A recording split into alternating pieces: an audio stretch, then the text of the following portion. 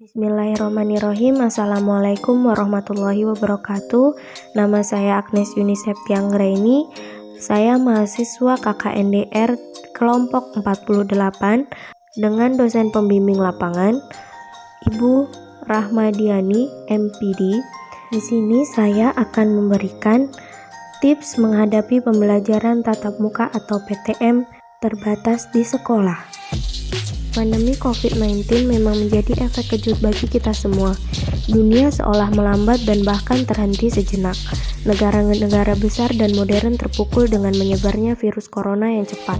Kementerian Pendidikan dan Kebudayaan Kemendikbud memastikan proses pembelajaran tatap muka di sekolah saat pandemi COVID-19 dibuka mulai Juli 2021. Pemerintah memutuskan untuk mengizinkan pembelajaran tatap muka secara terbatas setelah semua pendidik dan tenaga kependidikan divaksin COVID-19. Presiden Joko Widodo atau Jokowi turut angkat bicara soal rencana pembelajaran tatap muka PTM di sekolah yang akan dibuka kembali pada Juli 2021 mendatang.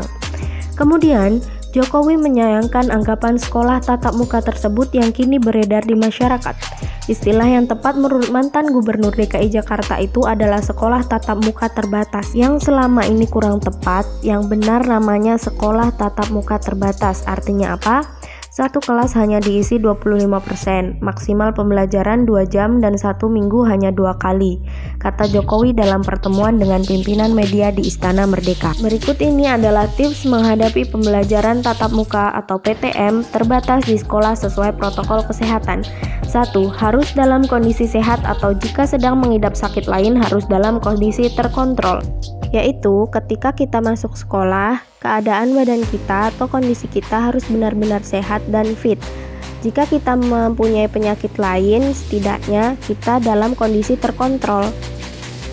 Kedua, yaitu menggunakan masker dan menerapkan jaga jarak minimal 1,5 meter. Jadi, kita harus tetap menggunakan masker. Bila perlu, kita membawa masker cadangan jikalau masker kita jatuh dan kotor. Dan kita tidak boleh duduk berdekatan. Kita harus menerapkan jaga jarak minimal 1,5 meter. Jikalau kita duduk kurang dari 1,5 meter, itu tidak boleh.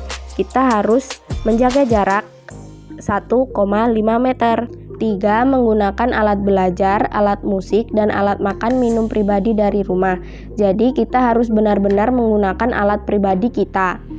4. Dilarang pinjam-meminjam peralatan dan memberikan pengumuman di seluruh area sekolah secara berulang dan intensif.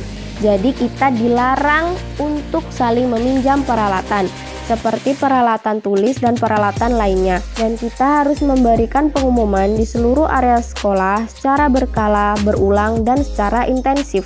5. Mencuci tangan memakai sabun sebelum masuk kelas dan setelah selesai sekolah. Jadi kita harus selalu mencuci tangan kita menggunakan sabun sebelum masuk kelas dan pulang sekolah. Kita harus tetap mencuci tangan kita menggunakan sabun. 6. Membawa hand sanitizer dari rumah dan simpan di saku agar praktis. 7. Melakukan pengamatan visual kesehatan warga sekolah jika ada yang memiliki gejala. Jadi kita harus mengamati visual kesehatan warga sekolah secara berkala. Sekian tips dari saya, semoga bermanfaat. Terima kasih. Wassalamualaikum warahmatullahi wabarakatuh.